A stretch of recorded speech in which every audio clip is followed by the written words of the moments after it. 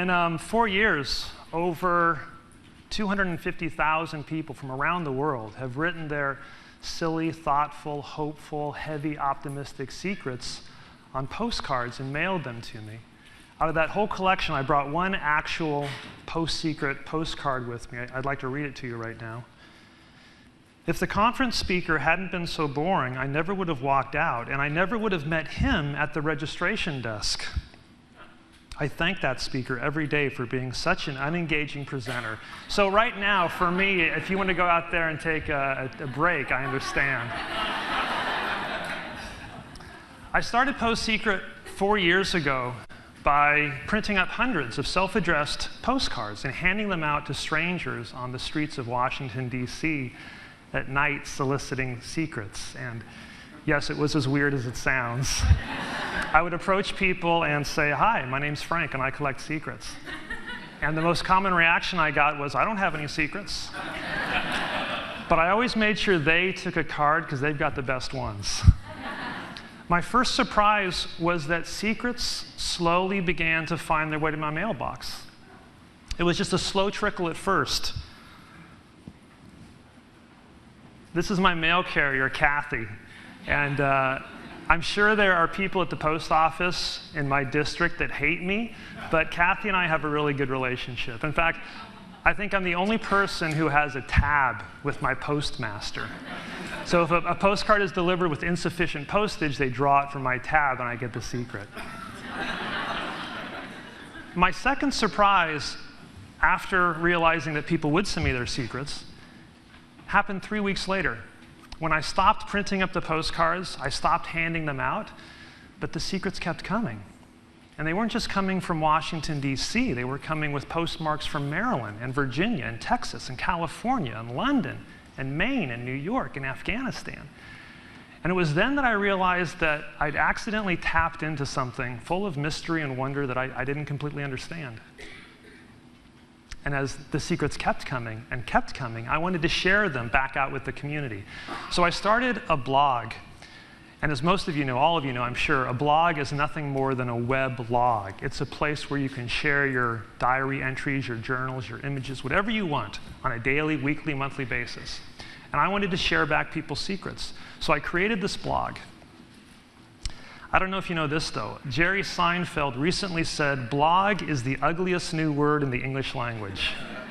And maybe that's true, but I think blogs are beautiful.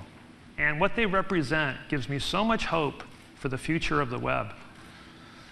I feel like a blog is a new tool of communication that allows us to have new kinds of conversations, conversations that weren't possible 1,000 years ago, 10 years ago. And the conversations can be about anything. They can be about what we keep in our minds and our hearts. They can be about our secrets. And so PostSecret started one of these conversations online. And it grew, and it grew, and it became a community. And this community seemed to self-purpose, to grow without hierarchy. And I was following where it was leading. And as it grew, these other side projects spun off of this community. And it gives me so much hope to see that transition from conversation to community. And then to know that all these tools are available for all of us to use, students, entrepreneurs, artists, to start these new conversations and have these new communities that can impact the world in a real way. I want to share with you some of the postcards that I've received. I want to talk about some of the meaningful stories behind the secrets and share some of these inspiring projects that have spontaneously grown out of this community. This is a postcard I received that reads, "I take comfort in the darkness of the movie theater, waiting for someone else to come along too. I know you're out there. Maybe someday we'll meet." So I took this postcard and I posted it on the PostSecret website. And as often happens, it starts a conversation. It starts a dialogue. And what do I mean by that? Well, sometimes I get postcards in response to postcards. Other times I get emails in response to postcards. After I posted this postcard, this secret on the website, I received this email. "This Saturday evening, I'll be waiting for you too. This invitation does not mean that I want to do anything or talk during the movie, but when the darkness leaves the theater, perhaps we will look into each other's eyes, smile, decide to get a cup of coffee and share a conversation over what we just saw. And it's signed, Waiting with a White Hat. So I took that email message and I posted it up on the website, right beneath this postcard. So they were almost having a dialogue together. And a few hours later, I got another email from somebody else who said, I'm so moved by what I'm seeing, I'm going to create a website and allow people to send in their photos wearing a white hat and go to a map and pinpoint what theater they're going to at what time and to share their stories and take pictures with who they meet. In 2 months, over 60,000 people from around the world went to this website sharing these stories and reading these stories. Here's another secret. All my life, I wanted to look like Liz Taylor. Now Liz Taylor is starting to look like me.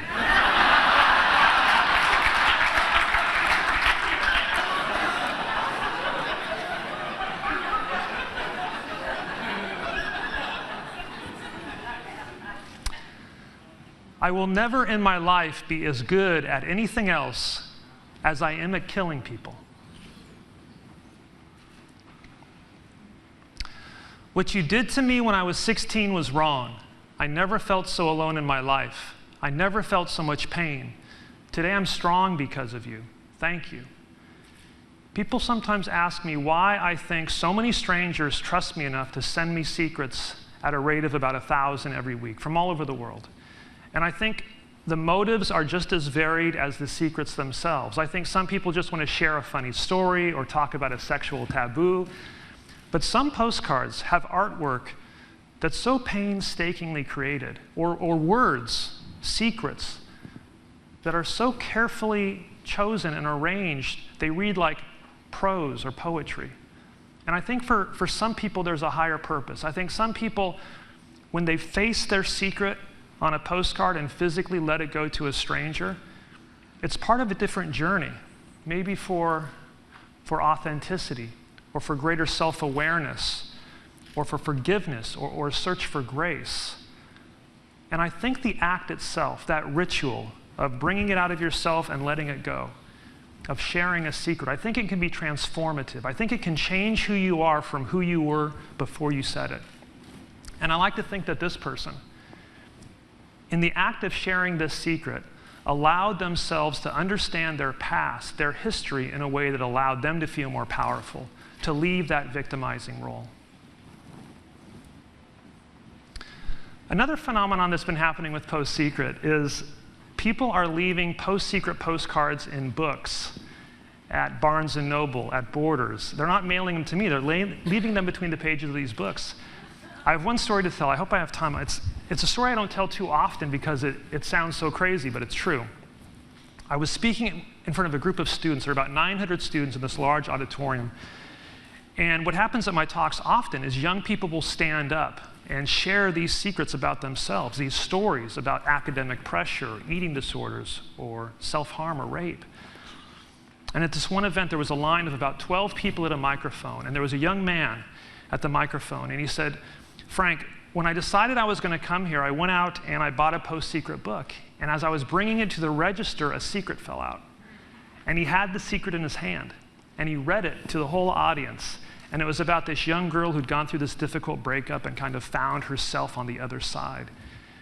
And he finished telling that story, and everybody was kind of emotional, and he walked back to his seat.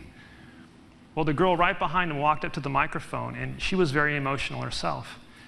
And she said, the reason I'm here is because I was going to come up here and tell my secret, but he already did. I put that postcard in that book 2 months ago. And it shows, again, these connections between strangers and the intimacy between strangers and how we have so much in common. So this happens quite a bit. And so my publisher, HarperCollins, a good friend of mine, Paul Fireman, created this video demonstrating that phenomenon. I'd like to share it with you.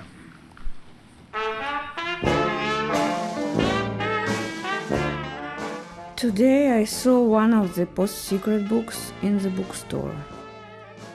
Looking through it, I felt inspired to write a secret about something that happened to me today. I wrote it down and left it inside the book. You told me your darkest secret, and my heart ached because I realized I couldn't possibly love you anymore.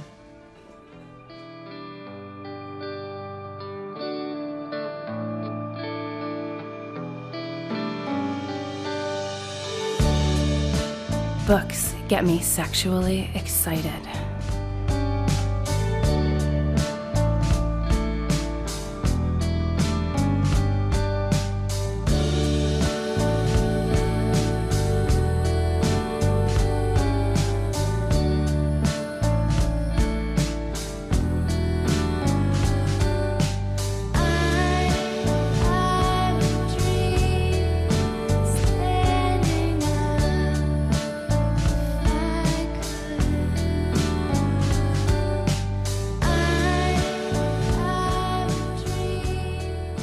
I know she's not mine.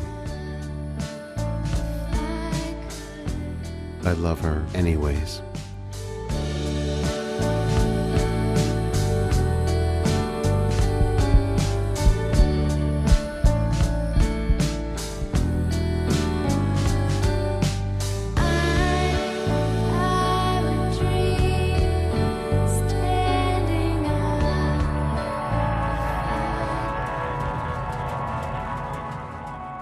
If you're waiting for a sign, this is it.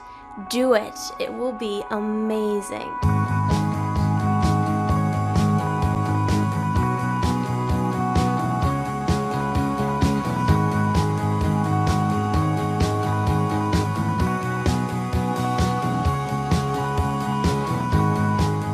Find your secret in a lifetime of secrets. So that shared some little vignettes from that idea. And something else I want to share with you is I receive 2 stacks of postcards every day, about 200 like this. And I've received secrets written on so many amazing items. If you can imagine it and it's mailable, I've probably received it with a secret written on it. I've received secrets written on various fruits and vegetables and mailed to me, surgical gloves, death certificates, wedding invitations, yearbook photos, sonograms, naked Polaroid pictures, money.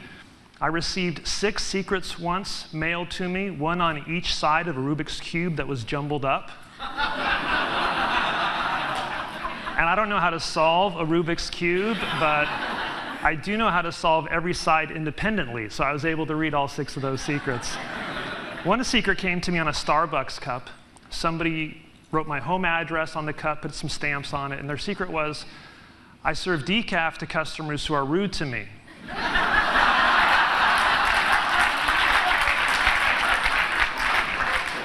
So there's wisdom in some of these secrets too. This is a secret I received on a deflated helium balloon, and it reads, when we decided to keep you, your life wasn't the only one saved. And I love how so many of these secrets and the stories behind them allow us to imagine, to connect, to feel these extraordinary stories of heroism and frailty taking place every day with the people we cross on the street, with strangers, with the people that we share the planet with. I spent too long being this guy, money, money, money, when I should have been this guy, sex, sex, money, sex. I hope I'm not too late to go back. We can probably all figure out which one, where we are.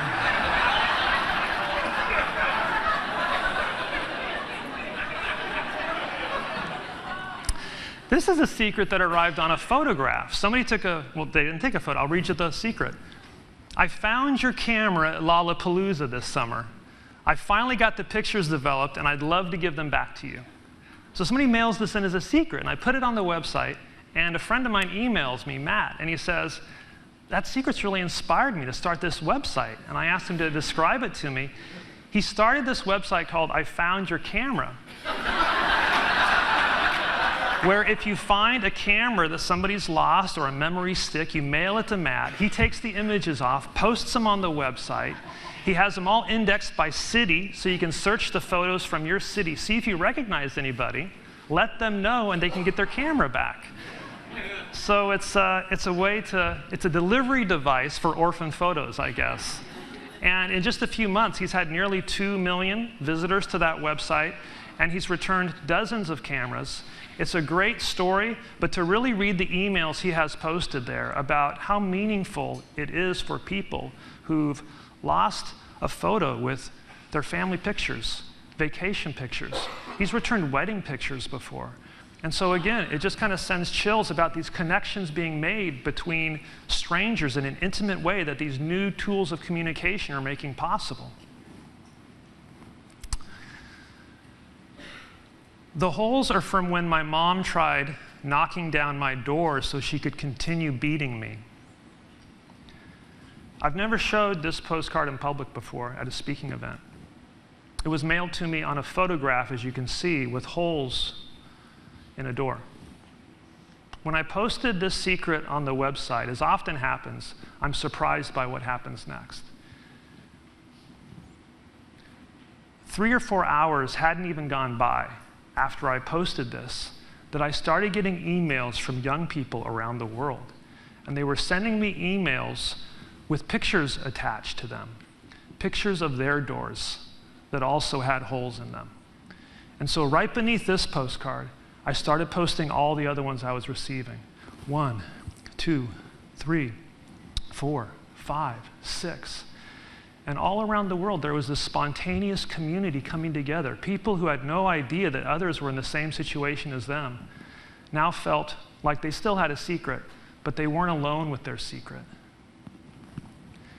And after I received and posted about 6 of these pictures, I saw one that reminded me of my bedroom door. And I think in many ways, I started this project 4 years ago as a way to explore secrets in my own life, the secrets I was keeping from other people, and the secrets I was hiding from myself. This isn't a postcard.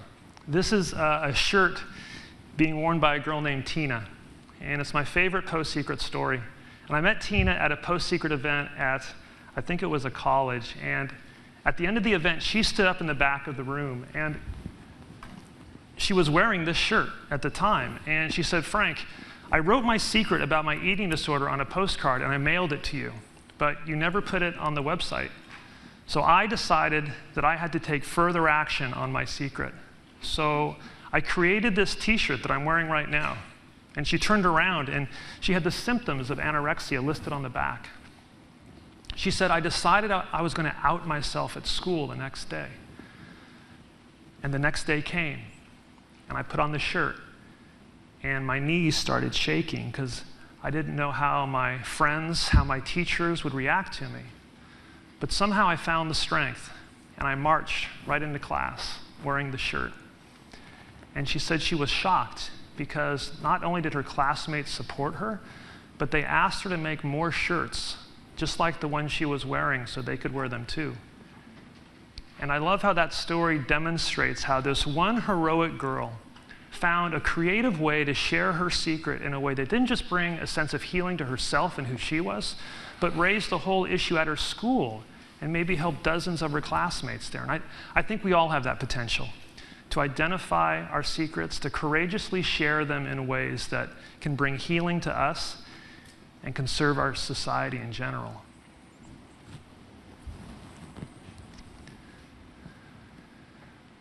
I have one more secret that I want to share, a postcard that was mailed in earlier, and in fact, it's in the first PostSecret book.